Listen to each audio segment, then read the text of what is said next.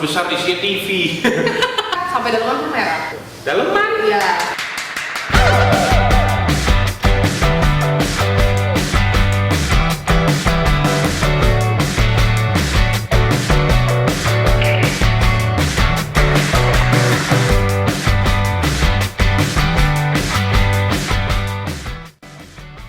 Oke, kembali lagi di channel Bota Project, di mana semua yang ada di bumi pasti ada di channel ini.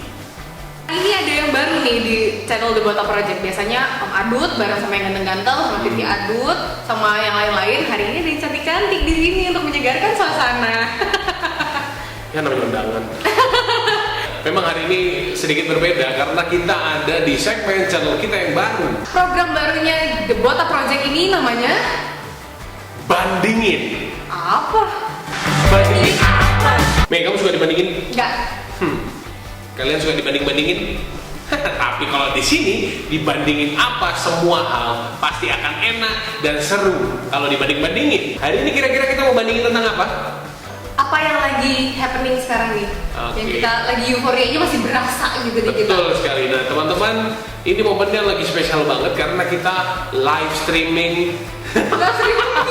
Karena kita live streaming di saat momen yang spesial banget. Ini adalah tepat di hari Lebaran, hari Raya kata Ibu. Hari Raya. Kita maaf-maafan dulu, Oh, iya. maaf-maafan. Karena beberapa menit ke depan kita akan nggak asik kayaknya. Salah sepertinya. Nah, hari ini kita mau bandingin sesuatu yang sedang happening itu tadi, soal hari raya. Namanya banding-bandingin itu sudah pasti ada A dan B-nya, ada si jelek dan si buruk rupanya. Dua-duanya jelek. Nah, tapi kita nggak akan bandingin itu. Kita akan cari, nggak harus perbedaan sih, bisa jadi persamaan atau misalnya apa yang hal-hal yang happening di satu tempat dengan tempat yang lain. Nah, kebetulan karena hari ini momen Lebaran, kita mau bahas soal tradisi-tradisi hari raya yang ada di Indonesia, at least yang ada di Bontang dengan yang ada di Tiongkok. Tiongkok. Kenapa Tiongkok?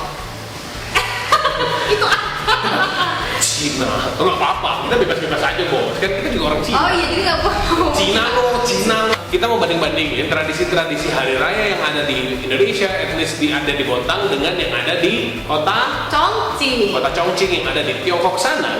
Kenapa kita harus bahas Chongqing? Karena Meme saat ini sedang melanjutkan studinya di Chongqing Medical University. Kita mau banding-bandingin nih antara tradisi-tradisi hari raya yang ada di Indonesia, at least itu ada di Bontang karena kita orang Bontang nih ya, dengan yang ada di Chongqing sana. Kira-kira apa yang mau kita banding-bandingin antara yang ada di Bontang atau Indonesia dengan yang ada di Chongqing atau di Tiongkok sana? Rasa-rasanya sih kalau misalnya banding-bandingin Lebaran sih aneh ya, Mi ya. Karena nggak ada di sana, Pak. Di sana paling yang sisa itu cuma teman-temannya dia yang kehabisan ongkos ya. Supaya perbandingannya itu seimbang dan compare-nya bisa apple to apple, kita akan bandingkan hari raya, nggak harus Lebaran sih ya. Iya. Kalau di sini soal Lebaran, kita akan bandingkan yang ada di Chongqing. Apa itu? Sebenarnya ada dua. Yang kalau kantor libur sampai 7 hari, itu ada dua. Yang pertama itu kalau kita sebutnya di sini Imlek, Sinian. Yang kedua adalah Pocingcie. Itu kayaknya sih hari kemerdekaan ya? 100, wih jago banget. It's the one and only Digo Double G. Jadi ada dua itu, dan yang paling besar sebenarnya kalau misalnya untuk kita mahasiswa liburnya bisa sampai 2 bulan itu adalah Imlek. Nah, kita bahas nih Imlek. Antara Imlek dengan hari raya nih ya. Nah, teman-teman sekalian, pasti di momen-momen seperti ini nih ya, hari raya itu sangat lekat dan erat kaitannya dengan tradisi yang ada di Indonesia. Nggak tahu mulainya dari kapan, tapi juga beberapa negara juga punya tradisi itu, yaitu tradisi mudik. Jadi beberapa hari belakangan ini, biasanya sih sebulan pada saat puasa hari pertama tuh Mei, itu sudah mulai happening banget di TV-TV hampir semua. Iya, puasa hari pertama tuh sudah mulai bahas soal bagaimana aktivitas mudik. Tapi memang sih ya, kalau kita yang tinggal di Bontang atau Indonesia Timur, bukan provokatif nih ya, tapi ya memang kita sih nggak terlalu kerasa gimana sih. Orang yang nggak mudik kan di sini aja. Biasanya sih di TV-TV cuma bahas soal rutinitas mudik yang ada di Pulau Jawa sih. Nah, itu biasanya sudah heboh banget. Wah, soal mudik. Sampai dengan kayak gini nih Lebaran ya. Tadi pagi juga itu masih bahas soal mudik. Masih ada aja yang belum sampai di tempat tujuannya. Dan yang paling kasihan sebenarnya reporter sama kameramennya. Jadi sudah Lebaran tapi tetap aja. Mereka kapan mudiknya kalau gitu, yang lain mudik dia nggak bisa mudik.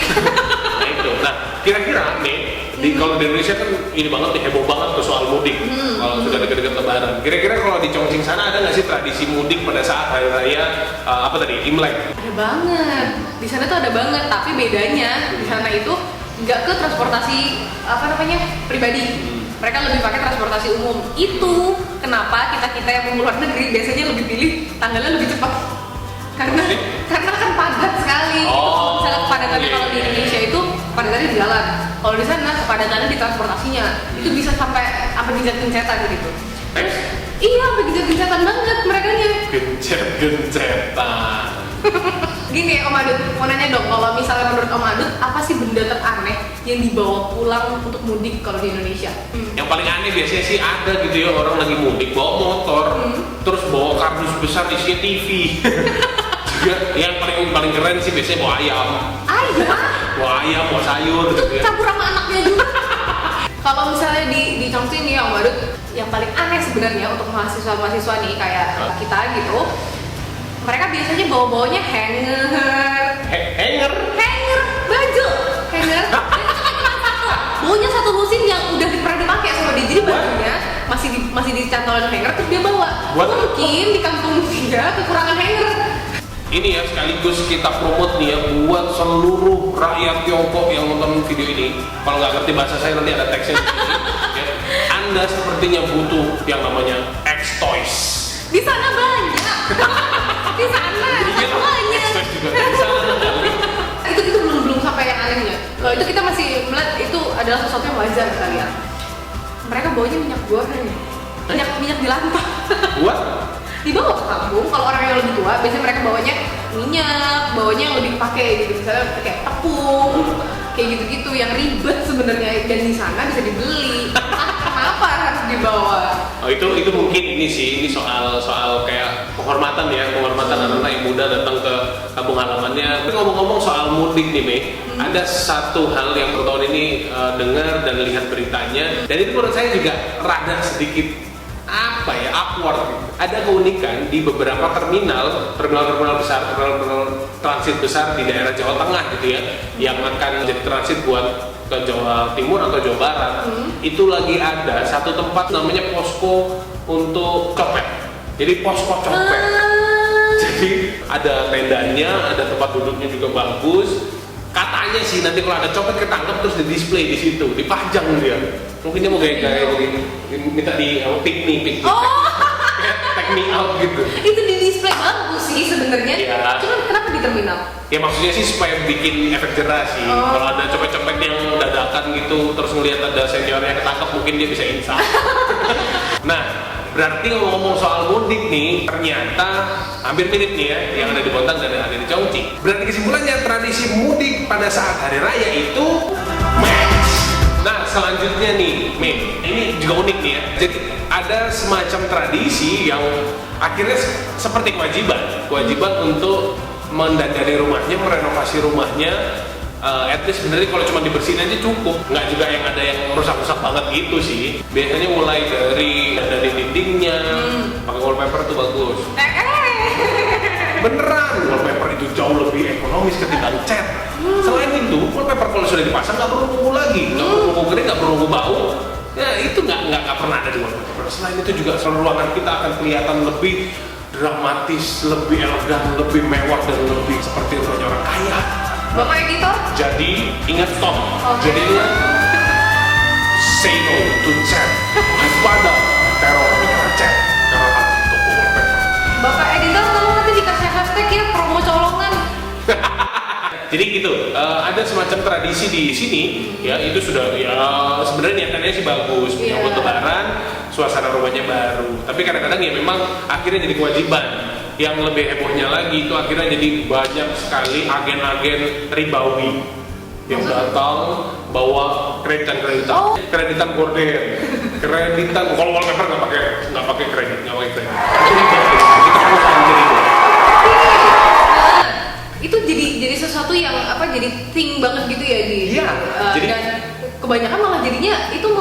nggak sih jatuhnya? Betul. Nah kadang ya akhirnya kan sampai harus berhutang dan lain sebagainya, itu sayang sebenarnya. Ya ini paling sering terjadi nih, bukan maksud kita untuk ngerecokin sih sebenarnya, nggak sama sekali, kita cuma mau ya Suasana baru tuh enak gitu. betul, itu kembali lagi sih ke masing-masing ya. Kadang-kadang juga misalnya lagi tren di satu rumah lagi pakai lampu yang glowing gitu, terus akhirnya satu kompleks pakai gitu semua. Yang paling heboh lagi ini buat ibu-ibu nih ya, yang sudah kalah kabut cari-cari baju PO di Instagram segala macem, beli gamis, tahu gamis ya, gami bawis. Pesen gamis PO harganya mahal-mahal, motifnya bunga-bunga, datang ke tempat tetangganya ternyata motif bunga-bunganya sama kayak sofanya. Itu kan ke tetangga satu, sama satunya lagi sama kayak gorden. Nih contohnya nih ya, nah pas di masa lebaran nih di Indonesia itu happening banget seperti ini ya, khususnya di Bontang lah ya. Rukun tadi lah ya. Kita ngomong di Bontang nih, kira-kira kalau misalnya di Chongqing seperti apa? Ada nggak sih tradisi soal harus renovasi rumah, harus perbaiki? Di Chongqing itu juga ada nggak sih tradisi seperti itu buat ngadepin hari raya? Sebenarnya kalau misalnya di Tiongkok sendiri, mereka tuh punya satu aturan dari zaman nenek moyang dulu untuk membersihkan rumah bersama-sama. Bersama-sama itu berarti dari kakeknya, neneknya, sampai ke cucunya semua harus ikut andil untuk membersihkan rumah. Membersihkan rumah doang ya, mereka membersihkan rumah, beres-beres, tapi nggak boleh di hari pertama dan hari kedua Imlek. Maksimal itu Malam. di waktu malam senja terakhir sebelum Imlek. Dan yang kedua, aturan kedua yang menjadi benar-benar ini rukun secara wajibnya mereka adalah untuk mendekorasi rumah dengan barang-barang yang bertemakan merah. Jadi rak gitu, kayak lampion. Katanya Upin Ipin, katanya si Meme itu banyak ong lah, banyak ong. Banyak hong. Ngomong-ngomong soal nggak boleh bersih-bersih pada saat hari pertama dan kedua itu, saya pernah dengar sih, saya nggak tahu ya, karena saya bukan orang Cina. Hah? Itu matanya Pak, matanya menjawab semuanya Pak. Katanya sih ini yang saya pernah baca dan saya pernah pelajari gitu ya. Katanya itu bisa nyingkirkan rezeki, bener nggak sih? Betul. Jadi memang di Tiongkok sendiri itu mereka punya kayak kepercayaan yang ada di hari Imleknya. Jadi membersihkan rumah nggak boleh di hari pertama dan hari kedua itu karena kan angpau lagi banyak masuk nih. Nah kalau kita nyapu itu sama aja kita kayak mengeluarkan angpau gitu. Jadi faedah dari duitnya itu hilang. Jadi ada orang mau datang ke Wangpo nih, terus ada yang nyapu, kurang ajar, pulang aja gitu. Bisa jadi. Mikir dong. Ketika Imlek semuanya jadi warna merah, dekorasi rumah merah, angpau tuh kan hongpao warnanya merah, bajunya merah, sampai daleman pun merah. Daleman? Iya.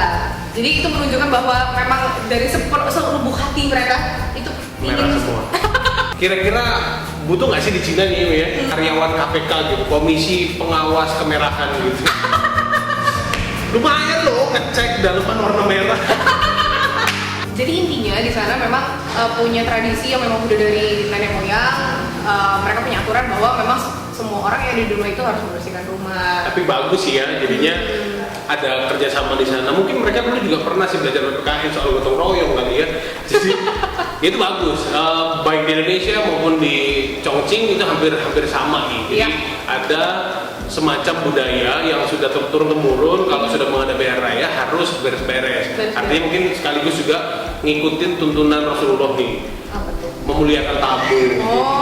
Tapi mudah-mudahan itu juga nggak berlebihan nih ya. Soal ini ya, kadang-kadang ada juga rumahnya sebenarnya bagus-bagus aja dan ya saya sebagai pakar interior di Kota Bontang ini jadi merasa sedikit tergelitik gitu, sedikit terusik ngelihat tren bahwa kalau misalnya rumahnya sudah bagus-bagus aja, dindingnya sudah bagus-bagus aja, padahal itu dindingnya lebih keren di wallpaper, dia malah pilih dindingnya dikeramikin.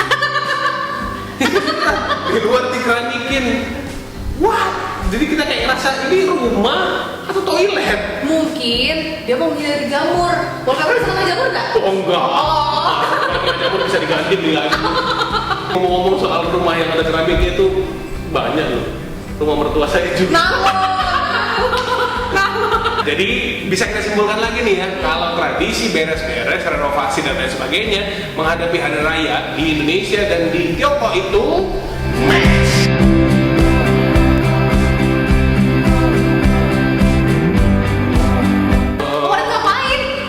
Masih ke bawah suasana tadi malam. Sih nggak mungkin lah di sana ada botol Coca-Cola isinya cuka. Paling bisa adanya botol Fanta isinya kuah sama manis.